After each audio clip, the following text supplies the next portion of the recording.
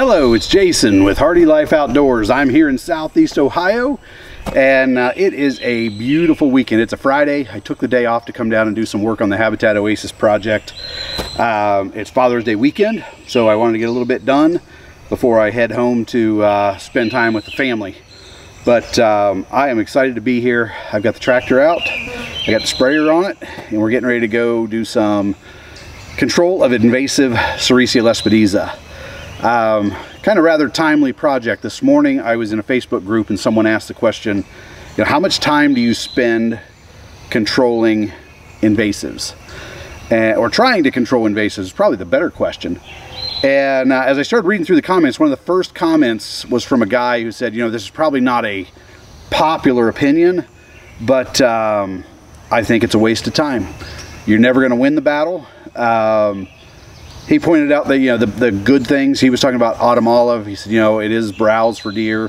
There's way better things for deer to browse on than autumn olive, and I just don't see them using it like that. They talked about it being cover. It's absolutely cover, but when I look at, what is under that autumn olive, there's no cover. I mean, the small animals, rabbits, turkeys, there's no cover under there. It shades everything out and it's barren. So when we cut down an autumn olive, you can see where it's been because there's nothing growing under it. But when I read his comment, I just felt like it was a very defeatist attitude that, if I can't wipe them out, why would I even try to improve the situation? And it struck me as to, why I started the Habitat Oasis Project. And it dates back several years. I was sitting in my tree stand one night and I'm watching a field, the main field of the project, and I'm not seeing anything. And as I'm looking at it and looking at all the invasives on it and realizing what's happened here, property was strip mined in the 70s. It was reclaimed, which was basically as cheaply as you can do it. So go in, push the dirt back into the holes where the strip mining had been done, kind of give it a a rolling terrain to it, and then spread something on it to prevent erosion, and that something was Sericea Lespedeza. We're finding out now what a mistake that was, but it got me thinking about why I'm doing it. And when I sat there in that tree, one of the things I realized was, if I don't do something about this while I'm here, I'm not sure the next guy will either, and it will just get worse and worse. So my goal is to return that to native habitat. It's a slow process. It can be a frustrating process, but we're seeing improvement. And there are areas back there where we have native flowers coming up that weren't there before. So we are making progress. It's a good thing. I have to go back there with the brush hog. I'm constantly mowing down new autumn olive that's coming up. It's shorter, and if I can hit it before it starts growing and getting big, we keep knocking it back, and we're getting larger and larger areas that we have removed autumn olive. And as long as we continue to mow, we will keep those clean. Are the birds going to come in and leave droppings and more autumn olive? Absolutely. Are we ever going to win the battle? We're going to get way out ahead of it, and if we did nothing, it would all just cover back in. So yeah, it's a labor. It's something I don't expect to 100% win, but I know I'm dramatically reducing what's on our property. So I'll continue to put in the time, put in the money.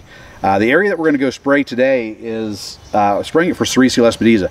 A lot of it had autumn olive on it last year, and I paid a guy to come in with a mulching head and clear out a bunch of acres of autumn olive. And what you can see back there now is the growth pattern is very different. The areas where there were no autumn olive, they're grassy and they're growing Sericea Lespedeza. There are other things coming up underneath the autumn olive. So it's a very distinct, you can see the difference between what was grasses and what was autumn olive. So we're gonna go hit the entire area with the sprayer. I've got enough there. I'm hoping I get about 2 acres in out of this 60-gallon tank, and then we'll come refill. I've got quite a bit of herbicide. I am using PastureGard, and it is kind of the de facto product to use for removal of Sericea Lespedeza. And I'll show you an area back there where I've sprayed and it butts right up to an area that I haven't, and there is a significant difference. You can see how well this product has worked. So It's not terribly expensive, so we're going to go apply it. It does require a surfactant. I use this 80-20 from Tractor Supply. It's not terribly expensive, and you know, in the tank I think I did about 35 ounces of PastureGard, and I think it was 20 ounces of surfactant. So we're gonna head back there, do some spraying, and I'll show you, hopefully there's some things blooming back there. I can show you where we're slowly winning the battle on invasives, and I'll point out the areas where we had autumn olive removed, and we'll hit the sprayer. So let's go check out the Habitat Oasis project and knock out some invasives.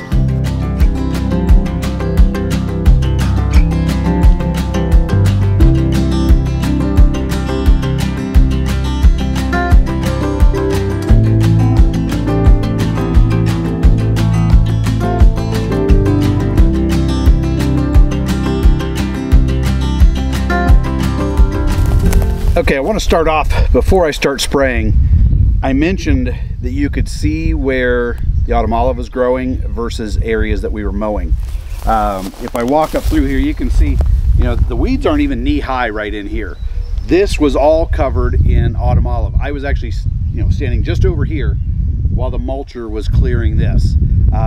You'll see just how thick all of this was. I mean, it was impenetrable. The deer might have been able to get through it. We certainly couldn't. But here on my right is area that was field. It's area that we had been mowing. There's a lot of Sericea in here, and that's really where my focus is from a spraying standpoint. As I look around the area where the autumn olive was removed, I see tons of autumn olive sprouts that are coming up. We will stay after those. I'm going to hit them with the PastureGard. I'm not sure it'll make a difference. But there's other weeds and other things growing there that the PastureGard will take care of. So if there's any Sericea in there, it'll get it. When I look around, I don't really see it. Again, I think that the autumn olive choked a lot of that out. So there's a benefit for you of autumn olive. It chokes out Sericea Lespedeza. So we're gonna go ahead and spray this. I will also, over time, we'll brush hog this and keep this stuff back. If I get really ambitious, I can come in with other herbicides and the hand sprayer and spray, everywhere that this autumn olive is coming back up. But this is a win. When you look out through here, you could not see out here for acres and acres because there was so much autumn olive. So I'm gonna do a quick walkthrough of this to show you a few of the natives that are coming up. We'll see how they do with the PastureGard. But honestly, there's so much Sericea here, we've got to get it under control. It may cost a few natives short term, but they'll be back. And as I look, a lot of them are not yet in bloom, but they will be soon. So, it's a I don't know, I don't call it a labor of love, but there's a little passion here to improve this. So let's walk around and look at what's coming up, and then we'll get the sprayer going. Okay, one of the plants we've got a ton of is wild bergamot, and it's not in bloom yet, but we've got some here. We've got large patches of it, and it will really get growing, and we'll have tons of bees and butterflies on it. As I walk on out, this butterfly weed is the other one that we see a lot of. So I saw this over in Josh's field. We see it here. I hate like heck going through and spraying this stuff, but I gotta take care of the invasives, and it's a short-term cost that we're gonna kill some of that. But you can see, here's kind of cool. When you look at the tops of that, you can see where it's been browsed by deer. So that's a big win. Get those natives in here that the deer will browse. The other item that we have been very fortunate to see just really take off when we mow and clear this stuff up is milkweed. If you're not familiar with the fact that the monarch butterfly is endangered, this is the host plant for their eggs and where the caterpillars live as they grow. So anything we can do to protect that is high on our list. And when I tilled one of my fields, I intentionally tilled around a bunch of this because there was so much of it and I didn't want to destroy it. But that's a little bit of what's going on out here. Let's get the sprayer going, and we're going to take care of a bunch of this Sericea.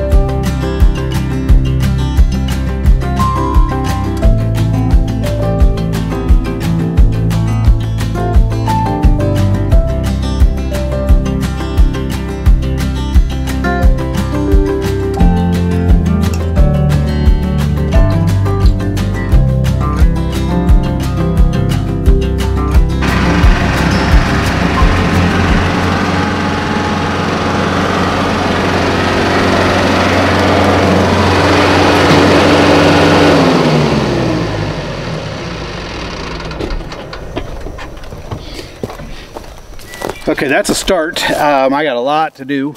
One of the cool things, I did run a rabbit out of there, so I always enjoy seeing those. One of the things we'll be seeding back into this. So my plan for this, and I was actually planning on doing it this weekend, but I really feel like when I look at it, I probably need to do some mowing before I seed this stuff. I've got all kinds of seed in the barn that just needs to go on the ground. See what comes up. We'll see how well, what all the PastureGard kills back, but I've got a bunch of stuff to seed into this, including some clover. In the past, when we've gotten well-established clover, the rabbits have just been thick in here, so I'm going to keep spraying. I'll show you a few other areas. Also, as I go through some areas that I've been mowing and spraying in the past, I'll show you the difference between what's been sprayed in the past, how it's done, as well as where we've mowed, and we've got a lot of natives coming up. So let me get back at it, and I'll share some additional stuff with you here. Okay, I drove out here to an area that I've previously treated, and this is, there was no autumn olive here, so this is just a field that has been full of Sericea.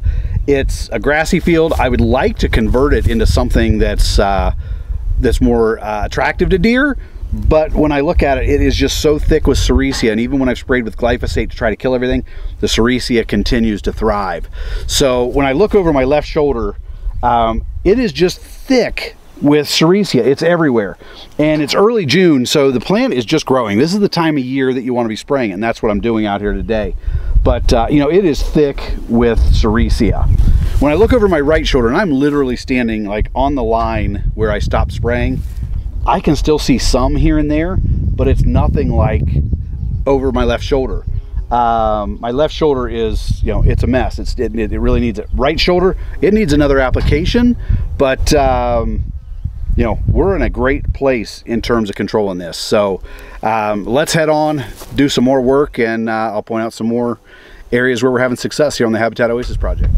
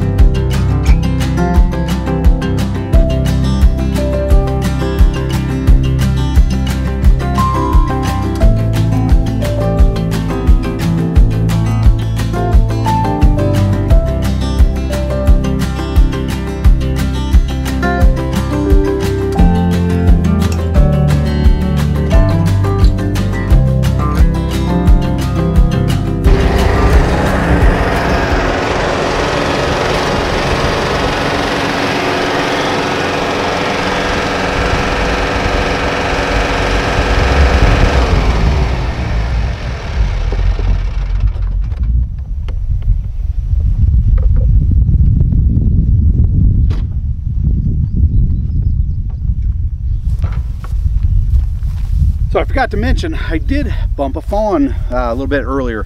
So the whole rule of not brush hogging early in the year, good to follow. I am trying to hold off another month before I do any brush hogging. Get this killed back, I'd like to mow it good, but we won't do it while I know there are fawns out here. I'm going to call that a wrap on this episode. If you're looking to control Sericea, this is the tool to do it.